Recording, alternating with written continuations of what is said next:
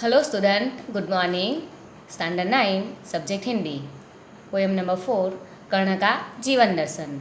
कवि का नाम है रामधारी सिंह दिनकर।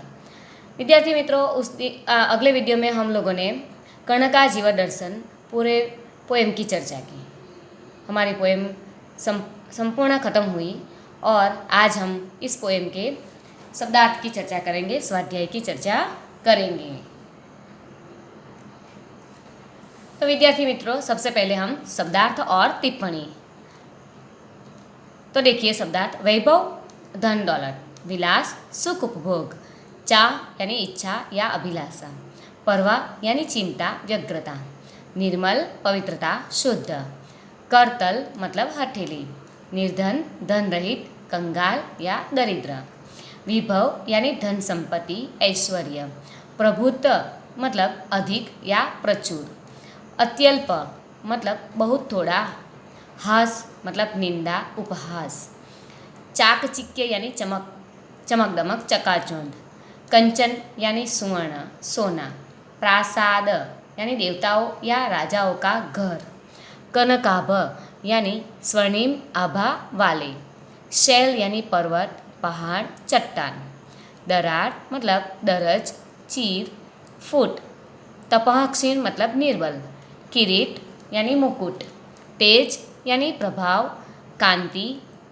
चैतन्यात्मक ज्योति चमक, कोमल का मतलब है मृदुल सुकुमार, क्लेश दुख कष्ट वेदना, अमृत यानी मुक्ति, आतप यानी धूप उष्णता गर्मी, अंधड़ यानी आंधी, झंझावात यानी वर्षा सहित तीव्र आंधी, झंझावात यानी वर्षा सहित तीव्र आंधी तूफान, वारी यानी जल पानी, प्रपात मतलब पहाड़ या चट्टान का खड़ा किनारा, अयन मतलब गति चाल पथ गमन, विष यानी गरल या जहर, भुजंग यानी सर्प या साप, विपद यानी आपत्ति या संकट, घोर यानी भयंकर विकराल, पाटना यानी ढेर लगा देना, अहिपास यानी सांप का बंधन, फणिबंध। तो हम लेंगे आगे स्वाध्याय में प्रश्न नंबर 2 से स्टार्ट करेंगे। संक्षेप में उत्तर दीजिए। प्रश्न नंबर 1, संक्षेप में उत्तर दीजिए। उसमें देखिए पहला है, विभव से क्या प्राप्त होता है। प्रश्न नंबर 1, विभव से क्या प्राप्त होता है। तो उसका जवाब है, विभव से मनुष्य को ढेर सारी चिंताएं और थोड़ी सी हंसी खुशी प्राप्त होती है। इसके अतिरिक्त उसे चमक दमक दिखाने का अवसर और क्षणिक भोग विलास प्राप्त होता है। मैं फिर से रिपीट करती हूँ, वैभव से मनुष्य को ढेर सारी चिंताएं और थोड़ी सी हंसी खुशी प्राप्त होती है। इसके अतिरिक्त उसे चमक दमक दिखाने का अवसर और अधिक भोग विलास प्राप्त होता है। प्रश्न नंबर 2, धन संपत्ति किस लिए है। तो उसका जवाब मैं बोलती हूँ, धन संपत्ति परोपकार के लिए है। धन संपत्ति परोपकार के लिए है। प्रश्न नंबर 3, समृद्धि सुख के अधीन मनुष्य का क्या होता है। तो जवाब है, सुख समृद्धि के अधीन मानव का तेज प्रभाव दिन प्रतिदिन क्षीण हो जाता है। फिर से रिपीट करती हूँ, सुख समृद्धि के अधीन मनुष्य का तेज प्रभाव दिन प्रतिदिन नष्ट हो जाता है। प्रश्न नंबर 4, फणिबंध कौन छुड़ाते हैं। तो उसका जवाब है, फणिबंध गरुड़ जैसे साहसी और वीर पुरुष ही छुड़ाते हैं। फिर से रिपीट करती हूँ, फणिबंध गरुड़ जैसे साहसी और वीर पुरुष ही छुड़ाते हैं। आगे प्रश्न नंबर 3, निम्नलिखित पंक्तियों का भावार्थ लिखिए। भावार्थ 3 मार्क का या 2 मार्क का आता है परीक्षा में, एग्जाम में। तो फर्स्ट वन, वैभव विलास की चाह नहीं, अपनी कोई परवाह नहीं, बस यही चाहता हूँ केवल दान की देव सरिता निर्मल, कर तल से झरती रहे सदा, निर्धन को भरती रहे सदा। तो विद्यार्थी मित्रों, हम सबसे पहले भावार्थ लिखने से पहले हम पहले कविता का नाम लिखेंगे। पहले ये लिखेंगे कि उपरोक्त काव्य पंक्ति कर्ण का जीवन दर्शन काव्य में से ली गई है। इस काव्य के कवि का नाम श्री रामधारी सिंह दिनकर है। तो हम उसका भावार्थ लेंगे। तो इस काव्य में कवि रामधारी सिंह दिनकर ने कर्ण के जीवन को और कर्ण की उदारता को व्यक्त किया है और उसका मित्र धर्म इस काव्य में व्यक्त किया गया है। तो देखिए, कर्ण श्री कृष्ण से कहता है, हे केशव, आप मुझे राज्य देने का प्रलोभन दे रहे हैं, परंतु मैं वैभव विलास का जीवन पसंद नहीं करता। मुझे अपनी कोई चिंता नहीं है, मुझे दान देने में रुचि है, इसलिए मैं केवल यही चाहता हूँ कि मैं गरीबों को हमेशा दान देता रहूँ और उनके दुख दूर करता रहूँ। इसलिए कर्ण को दानवीर कर्ण कहा जाता है। ऐसा भी कहा जाता है कि कहता है इतिहास, दूजा कर्ण नहीं मेरे पास। दानवीर कर्ण इतिहास के पास दूसरा नहीं है। महाभारत में जो एक कर्ण हो गया, जो सूत पुत्र के नाम से प्रसिद्ध हुआ है, मगर सूर्य और कुंती का पुत्र है, पर उस सूत पुत्र के नाम से वो प्रसिद्ध हुआ और अंग देश का राजा उसे दुर्योधन ने बनाया था। वो दानवीर कर्ण के नाम से आज भी संसार में अमर है। तो इस प्रकार हमारा ये पहला भावार्थ पूरा हुआ। हम लेंगे दूसरा भावार्थ। देखो आगे, दूसरा है, मैं गरुड़ कृष्ण, मैं पक्षीराज, सिर पर न चाहिए मुझे ताज। दुर्योधन पर है विपद घोर, सकता न किसी विध उसे छोड़। रण खेत पाटना है मुझको, अहीं पास काटना है मुझको। तो यहाँ पर भी हम यही लिखेंगे विद्यार्थी मित्रों कि उपरोक्त काव्य पंक्ति कर्ण के जीवन दर्शन काव्य में से ली गई है।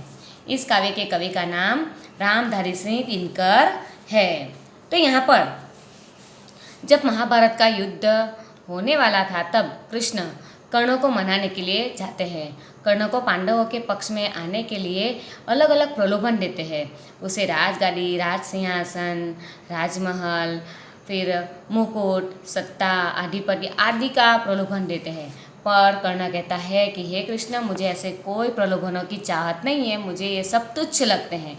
वो कहता है कि कर्ण कृष्ण से कहता है कि इस समय मेरी स्थिति गरुड़ पक्षी के समान है, मुझे राज मुकुट नहीं पहनना है।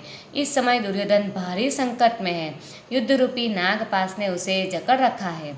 मुझे दुर्योधन के इस नागपाश को काटना है, दुर्योधन को युद्ध में विजय दिलाना है, मुझे गरुड़ की तरह अपना दायित्व निभाना है। तो यहाँ पर कर्ण के ऊपर दुर्योधन का एक उपकार है कि सब लोग उसे सूत पुत्र कहकर पुकारते थे, पर कर्ण का साहस देखकर, हिम्मत देखकर, बहादुरी देखकर दुर्योधन ने उसे अंग देश का राजा बनाया और अपना मित्र बनाया।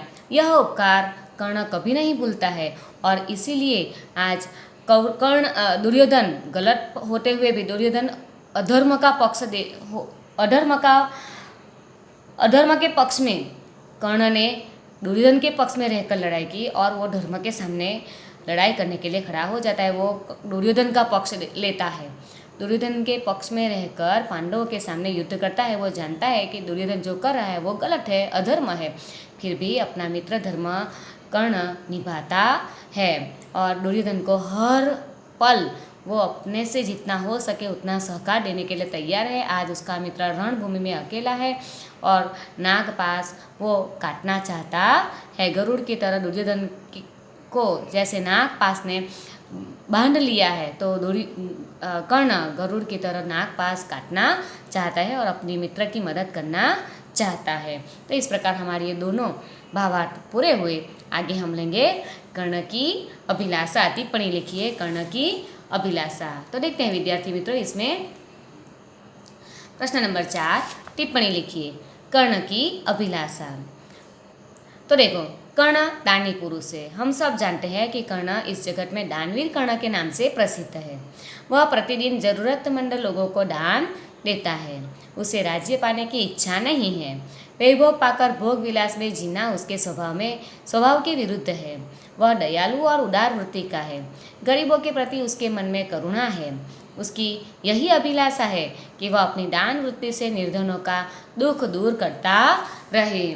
तो इस प्रकार दानवीर कर्ण अपने दान की वृत्ति से जगत में प्रसिद्ध हो गया। हम ये भी जानते हैं कि कर्ण को जन्मजात कवच और कुंडल मिले हुए थे, पर महाभारत के युद्ध के समय अगर उसके पास कवच और कुंडल रहेंगे तो उसकी मृत्यु कभी नहीं होगी और इसीलिए इंद्र खुद ब्राह्मण का वेश धारण करके आते हैं और उसके पास पास से कवच और कुंडल दान में मांग लेते हैं। कर्ण इंद्र के द्वारा ब्राह्मण के द्वारा मांगे गए कवच और कुंडल निकालकर दान में दे देता है। ये है उसकी सबसे बड़ी उदारता, जानते हुए भी कि अगर वो ये दान में दे देगा तो उसकी मृत्यु निश्चित ही है।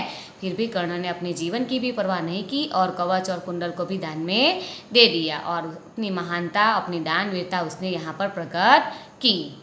आगे देंगे सेकंड नंबर, कर्ण का मित्र धर्म। तो देखो कर्ण का मित्र धर्म, कर्ण कैसे अपना मित्र धर्म निभाता है। कर्ण का जीवन अन्याय और अपमान से भरा हुआ था। एक दुर्योधन ने ही उसे सम्मान दिया और उसे अपना मित्र बनाया। कर्ण दुर्योधन के इस उपकार को कभी नहीं भूल पाया। महाभारत का युद्ध शुरू होने से पहले श्री कृष्ण उसे पांडव पक्ष में लेने गए।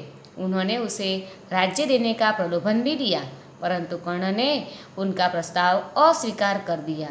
उसने दुर्योधन का साथ छोड़ने से स्पष्ट इनकार कर दिया और इस प्रकार कर्ण ने दुर्योधन के प्रति अपने मित्र धर्म का पालन किया। तो मैं फिर से कहती हूँ मित्रों कि यहाँ पर कर्ण, मैं आपको बताती हूँ कि कर्ण को सबने सूत पुत्र कहकर अपमानित किया।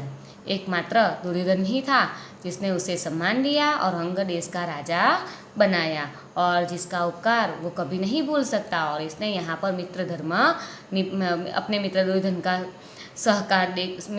को सहकार देकर अपना मित्र धर्म निभाया। आगे लेंगे विद्यार्थी मित्रों, अगला प्रश्न है हमारा विरुद्धार्थी शब्द। तो 5 नंबर है विरुद्धार्थी शब्द। उसमें पहला है निर्मल, उसका विरुद्धार्थी है मलिन। निर्धन धनवान, प्रबुद्ध कम, कोमल कठोर, अमृत विष। तो इस प्रकार विद्यार्थी मित्रों हमारा ये काव्य यहाँ पर पूरा हुआ, उसका स्वाध्याय भी पूरा हुआ। तो आप लोग अपने नोटबुक, हिंदी की नोटबुक के अंदर कर्ण का जीवन दर्शन काव्य के प्रश्नों के आंसर, उसके भावार्थ और उसकी टिप्पणी, विरुद्धार्थी शब्द सब कुछ लिख कर रखेंगे। नोटबुक में कंप्लीट चेक करूँगी और आपके 5 मार्क नोटबुक के रखे जाएंगे। Okay, thank you.